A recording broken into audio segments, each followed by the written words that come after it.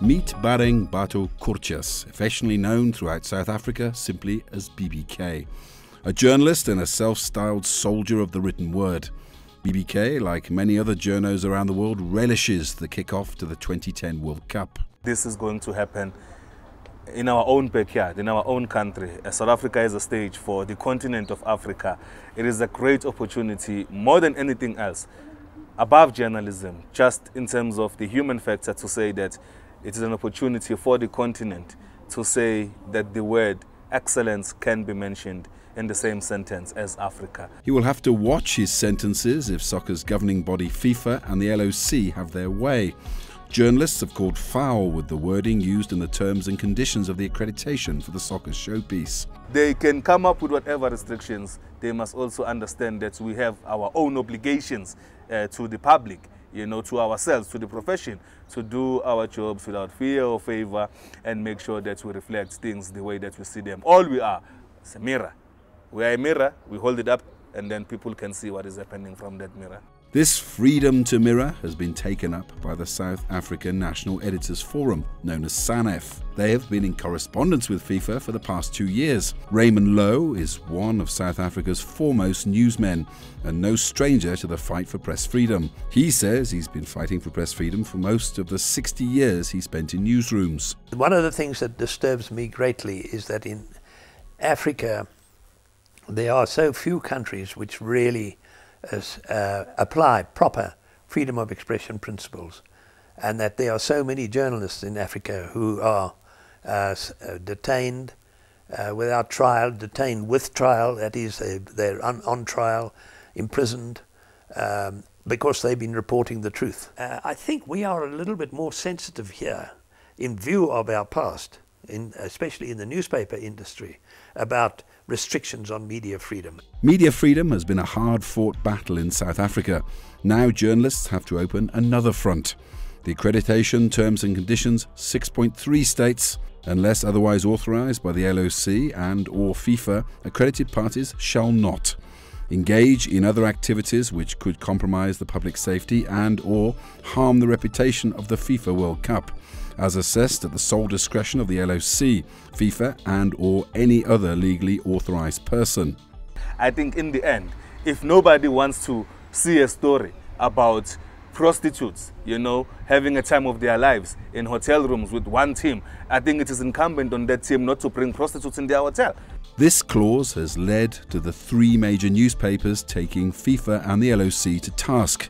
Avusa, independent newspapers, and Media 24 approached Webber attorneys to engage with FIFA. Dario Milo is the point man. The first point is that contracts are subject to our constitution.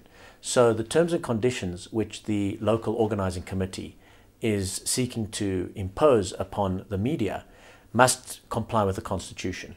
And what the publications say is that they say certain of those terms do not comply with the right to freedom of expression and media freedom because they restrict reporting in ways that are unconstitutional under the South African Constitution. The second issue that we find problematic in the terms and conditions is that there is, we say, a lack of procedural fairness.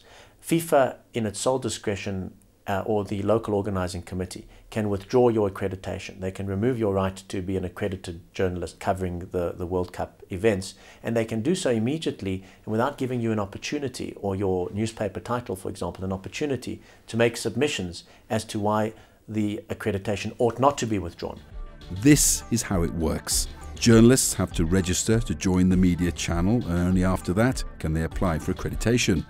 This is where SANEF take the matter further. The media channel says that when you sign up as a member of the staff, your organisation is held responsible not only for you but for the terms, for complying with the terms and conditions.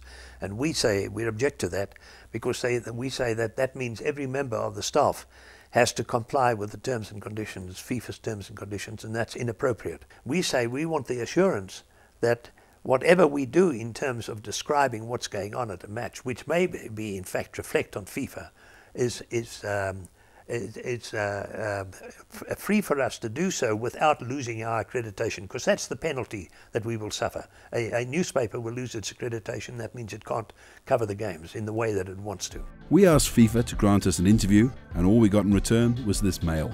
This was the response from FIFA. We have had joint consultations with the key stakeholders from the international press, including WAN, World Association of Newspapers, and AIPS, during the drafting process of the terms and conditions, and we've incorporated into the terms and conditions some of the suggestions they have made. We have also had meetings with SANEF and with other representatives of the South African media. But Raymond Lowe has another story. Incidentally, we at SANEF have been complaining to FIFA the last 2 years about these terms and conditions, and asking to be able to sit around a table with them so that we can discuss these issues point by point.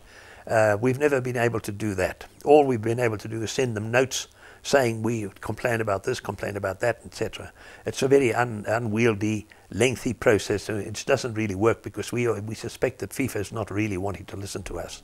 What this all means is that outspoken journalists like BBK will be treading on eggshells come the World Cup in June. I think in the end, I do not want to be bogged down about which story I can or cannot write. I do not think that anyone can tell me which story I can or cannot write. I think Steve Biko put it very succinctly when he said, I write what I like.